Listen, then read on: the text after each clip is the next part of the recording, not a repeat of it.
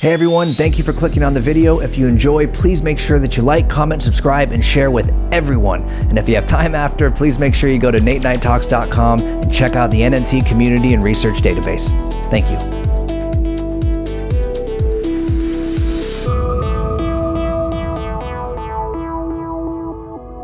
Welcome everybody officially now to Nate Night Talks on this Thursday night, Psychedelic Revolution and UFO disclosure. Why now?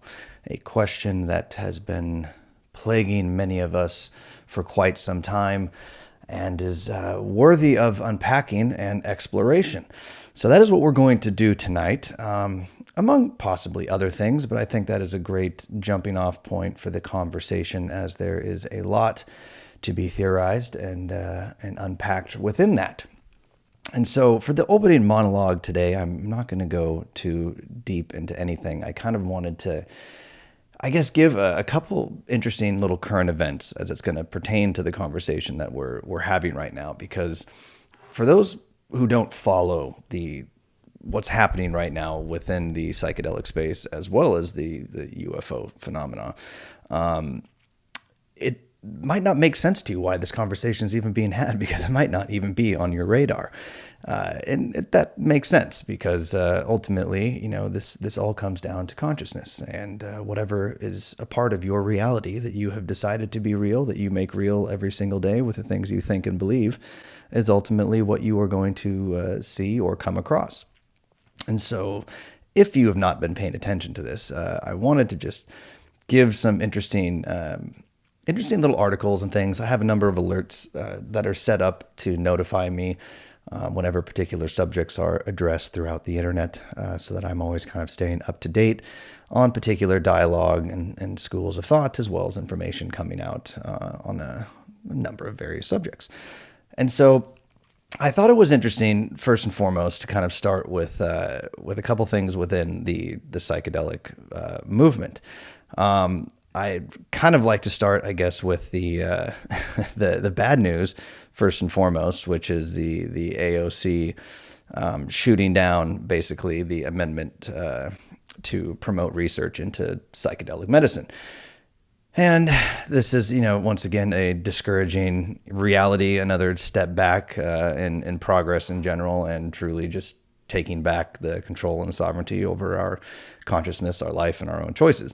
But nonetheless, the movement still continue, usually at a city or even state level, and there has been some progress made within the country in particular places like Colorado, Oregon, parts of Northern California, and hopefully California will soon decriminalize their psychedelics as well.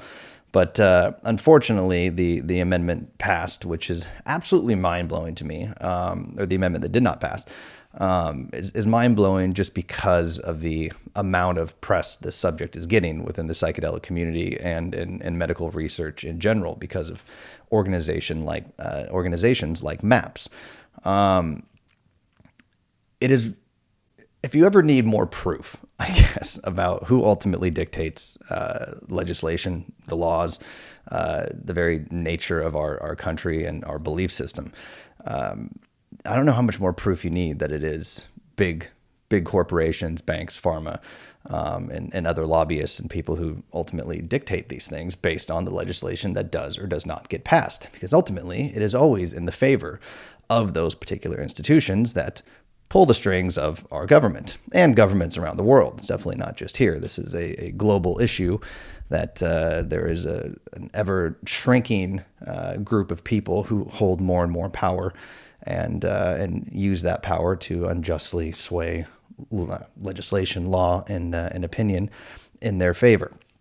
And so obviously there are people who are not wanting to see this psychedelic revolution, at least in the medical sense, take place, because it does eliminate in many regards, multi-billion-dollar a year industry in the realm of pharmaceuticals, and every new drug that they seem to conjure up for some new ailment that was never heard of before, that the majority of people actually don't ever have, usually is just the state of the world that has them depressed or unhappy or personal life decisions. Very few people biochemically are actually in need of many of these drugs that they come up with, but yet they are prescribed freely. And we're giving kids things like, basically methamphetamine at a young age because we're not disciplining them or giving them attention, and we think there's something wrong, so we put them on hardcore narcotics, which are legal, of course, providing they come from pharma. But things like psychedelics, which have tremendous medical benefit, spiritual benefit, and have been used since the dawn of time in ancient wisdom teachers and shamanic rituals, rites of passage, communing ultimately with God, healing, everything else that these things have been intrinsically used for as a part of culture, predating all religion on this planet, and ultimately is believed to be a part of the formation of many of them, or at least the understanding, the deep wisdom that came within certain knowing. And but yet, despite thousands and thousands of years of if you want to call it study into it, or research, if you will, showing that there is no harm to these things, especially if used correctly with proper setting and integration. Obviously, anything can be abused. You can kill yourself if you drink too much water. So yes, moderation is key in understanding how incredibly powerful these compounds are before you ultimately sit with them is a very wise thing to do, because they do demand our respect and our reverence because of how powerful they are.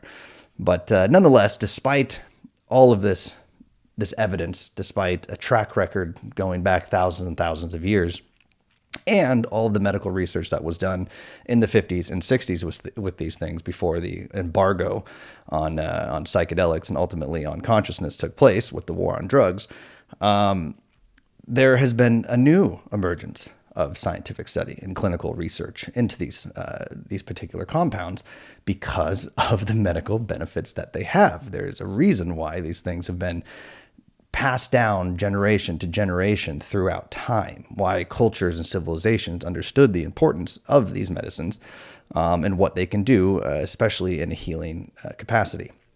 And we're now understanding this more and more, especially with things like psilocybin, MDMA, ibogaine or iboga, and a number of other compounds. Ketamine, though not natural per se like the others, still has a tremendous benefit for depression. And so from PTSD to depression to coping with mortality for people who are very advanced in cancer or other life-threatening diseases, there has been tremendous benefits shown and proven time and time again throughout these studies. And despite all of that, despite this new renaissance in the scientific and medical community investigating these compounds, because the literature on them before, the scientific research that was on them before, never went away. It was always there.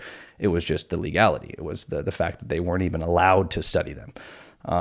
But so there has been an emergence. It has been done. And despite all the new evidence that's continuing to come out every day, the numerous companies that are being formed every single day, if you just look at Yahoo Finance, daily, you're going to see a new psychedelic company, pharma company being taken to market. It's absolutely crazy because there really is something here. And if some of these companies don't get on board with it, they will be destroyed by it, because they're going to lose tremendous amount of margin and market share to a lot of the drugs that they offer, because these psychedelic compounds, which most of them are natural and come from the ground and could also be synthesized for very cheap, are going to eliminate the need for a number of those things. But nonetheless, it still was shot down. Sadly, because the majority of the Republican Party was not on board with it, and this is a problem with just progressive thinking in general, and a number of people on the Democratic side weren't either, but they ultimately couldn't get this amendment passed to just open up scientific research at a larger scale and funding for these compounds, just to know more, not to decriminalize them or anything. This is strictly from the scientific standpoint, which once again shows you that there is other powers at play. Because there's no reason, given the amount of information that's out there now, the amount of clinical trials and scientific backing that shows the safety of these things and the incredible benefits that they offer. that any government in their right mind would ever, if they truly cared about the people, the mental health of the people, and the overall health of the people, that they would ever shoot down the ability for there to be more scientific research into these things.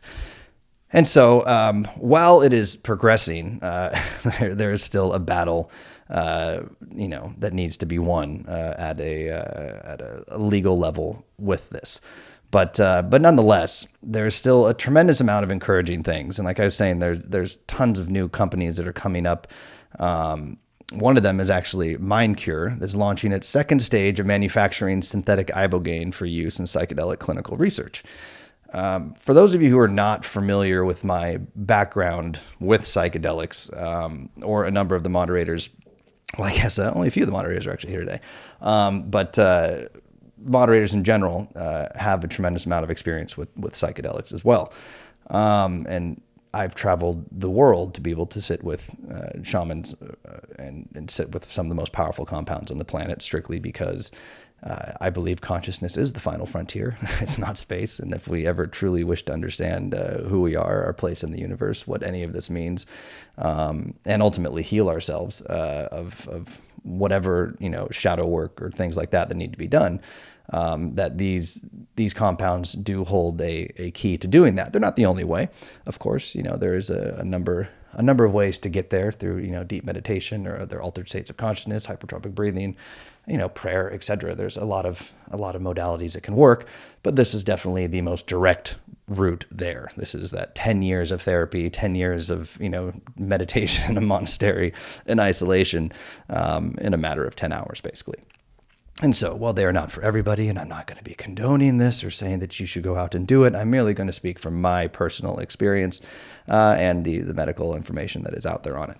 But ibogaine, in particular, the reason why I thought that article was worth bringing up, ibogaine is one of, I think, 12 alkaloids is within the iboga shrub, and the iboga shrub comes from Gabon in Africa in the West Congo area, and has been used by the Bwiti tribe there for thousands of years. Same thing, rites of passage, fertility reasons, healing reasons, hunting, a number of other things, in low doses to high doses, depending.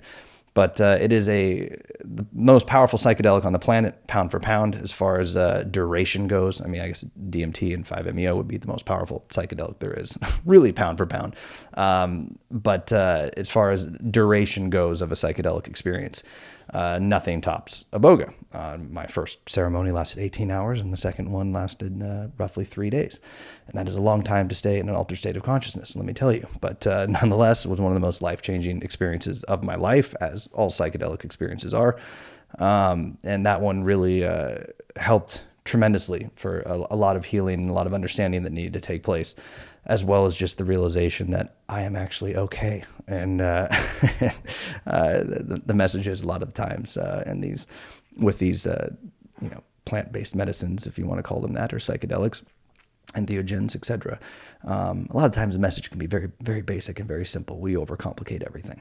But nonetheless, it is a very, very profound psychedelic, and it is one that has been gaining a lot of traction. Before, it was really not known. When I did it, very few people knew. I was digging and digging to find more information on it, and I was fortunate to find the place that I did, so I didn't actually have to go to Gabon. I was able to go to Costa Rica to do it. But this particular compound has a tremendous value for opioid addiction, for heroin addiction, for cocaine addiction, any type of addiction that there is. But given the opioid epidemic that we are in right now in this country and around the globe, once again, because of Big Pharma, it is one of the most difficult drugs there is to quit. And that is known, and that is why the number of people that we're losing every single year to the opioid crisis is continuing to rise. And this iboga, if you want to do the actual ceremony, or if you want to do the ibogaine, which is just the isolated alkaloid, has the ability to, under proper medical supervision, of course, because this is one of these psychedelics that does have some cardiovascular implications, because it is a stimulant based. It's more of a dissociative than it actually is a psychedelic, But because of that, increased heart rates for a duration of time, which could be days. If you are not, if you have any heart defect or had a number of heart attacks or something like that, it can be dangerous. And so this one is the ibogaine clinics are in Mexico, Canada, and I think New Zealand, where they offer these now for treatments. They're all done in a medical setting, and it's done intravenously. But they have the ability to, after a 12-hour session, 24-hour session with it, to cure an active heroin addict of their addiction with zero withdrawals. And withdrawals are usually the thing that will keep an addict from being able to break their addiction, because the withdrawals from heroin, from what I've gathered, are some of the worst in the entire world, and they can actually be fatal. The body can actually die from the withdrawals. And so that is usually what keeps a lot of addicts from being able to quit, because the withdrawal symptoms are so extreme and so difficult with anything that is based within the opioid area. But with this, zero withdrawals and zero desire to do it after you are done. And that will last for up to like 3 to 6 months, that zero desire to do it. It's not just because of the breakthroughs that you have during this experience, the things that are revealed to you. They call ibogaine the authoritative dad who tells you not what you want to hear, but what you need to hear about yourself. It is more of a journey in than a journey out, like the tryptamines, ayahuasca, DMT, even LSD, and psilocybin to a degree. This is very much an inward journey. But I'm a big fan of this. And so for anybody who has people in their life, a loved one in their life, a friend in their life who has struggled with these things, and treatment has not worked, rehab has not worked, and these success rates of these things are usually 3%, which is kind of crazy. And the biggest funders of things like AA are the alcohol companies. Go figure on that. But this is a great alternative. It is not inexpensive per se, but there are options for these things that can be done, and I would highly recommend research into ibogaine clinics if there is anybody who's definitely struggling with this.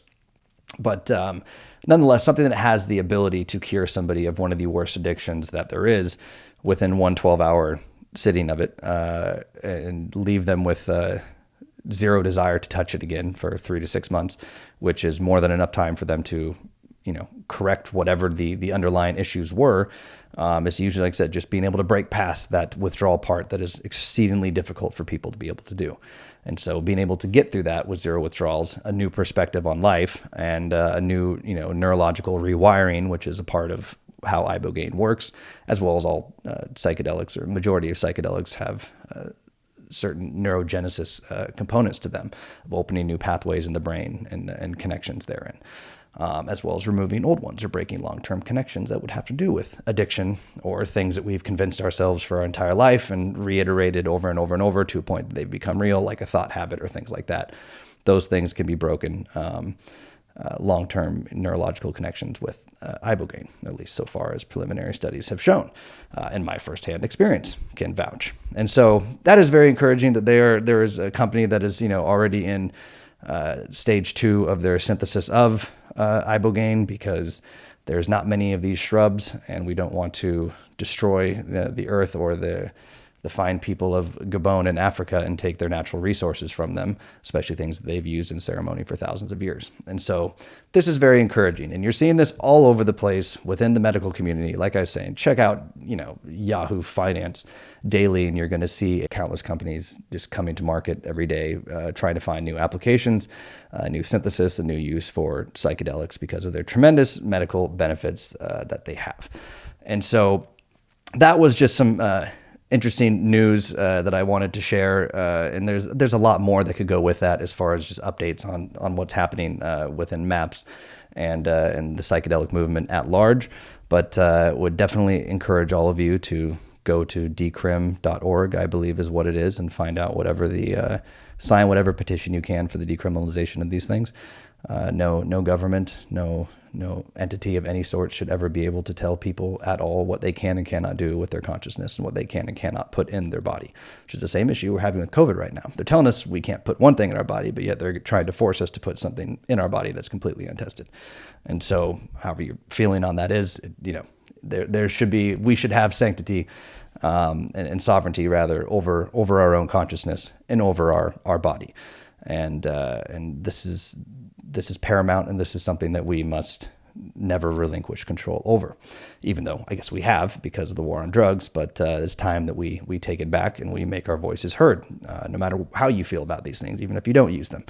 They have the ability to save people's lives, and they have, and do tremendous things for healing. And so even if they're not something that you have the calling to do or necessarily agree with, there are many people who could greatly benefit from these things, obviously done in the proper setting, integration with a shaman, a doctor, whatever the case may be, and obviously wherever laws allow, and whatever other thing I need to say about that. But and actually another interesting article just that popped up was Judaism, Psychedelic Renaissance. This interesting article that had to do with people now starting to. It's funny because I think we had a room where Jade Maps on here, who, if you don't know her, is works with maps and is an incredible person doing tremendous things for all of this. But what is it? Purim? Am I blanking on the name of that? Silver? Purim? Yeah. Purim, yeah. That there's kind of this renaissance going on for Purim, as opposed to celebrating with other things that, alcohol and things that are depressants and ultimately, can leave you not feeling so good. That they're, it's just an interesting article just talking about this renaissance is taking place in Israel for Purim and the use of psychedelics therein, obviously, as they are going to give you far more of the intended effect of that day, and love and celebration and understanding and everything there. And so that was just an interesting thing. And all these things, all these articles and whatnot that I'm referencing, I'll make sure that they are posted in the show notes today on in the Nate Night Talks community. And then there's also $40 million launched for a new psychedelic medicine institute in Melbourne.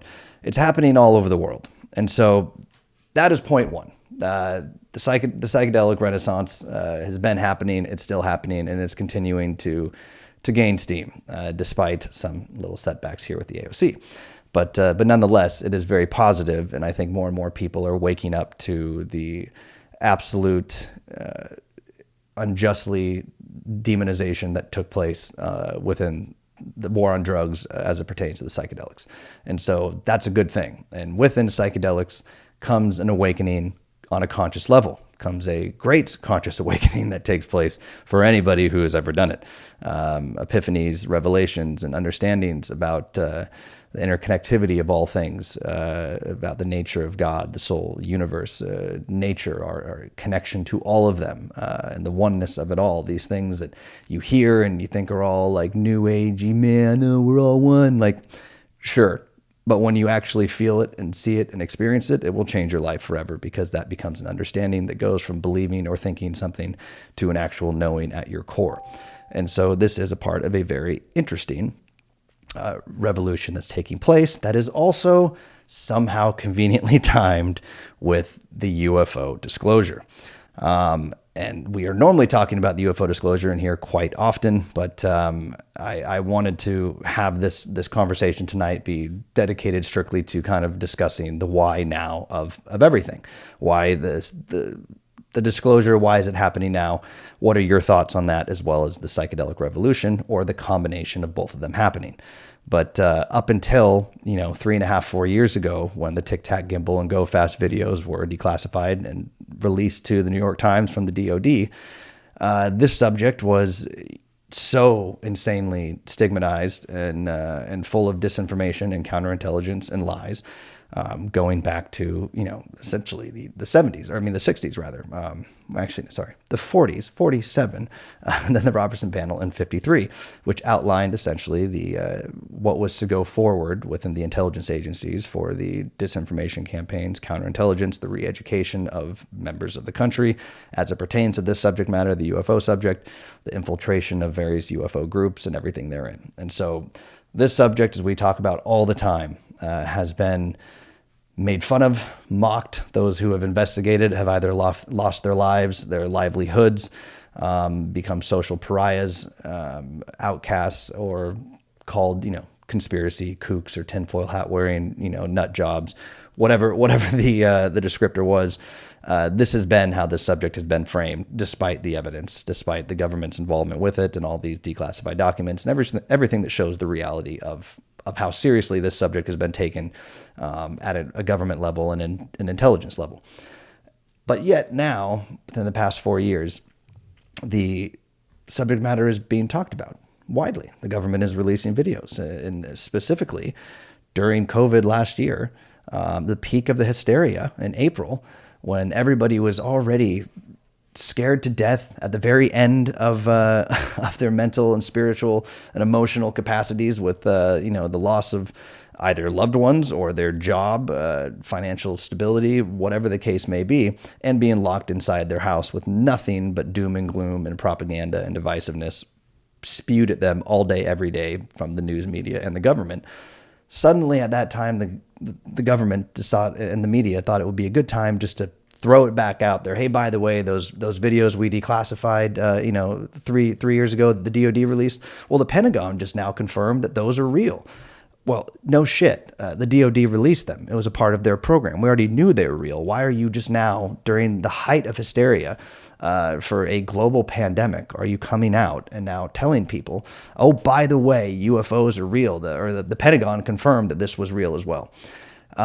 Didn't seem to make much sense. It seemed like a terrible idea in certain respects, but also a brilliant idea if you kind of understand the nature of propaganda and agenda, and how the government and the intelligence agencies who are behind them and the media roll things out.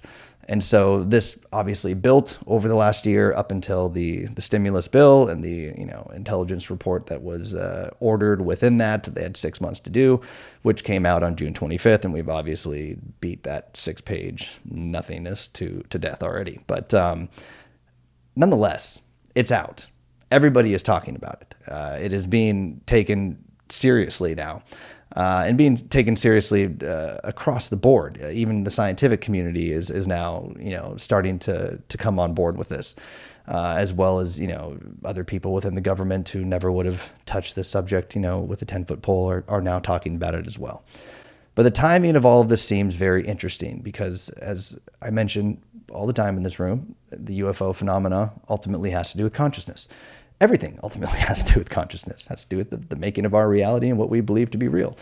And weirdly enough, though, these two topics, these two things that really have the ability to change a person's paradigm forever, to truly uproot everything they've ever been taught to believe or did believe, kind of in an instant and permanently change them, which psychedelics have the ability to do.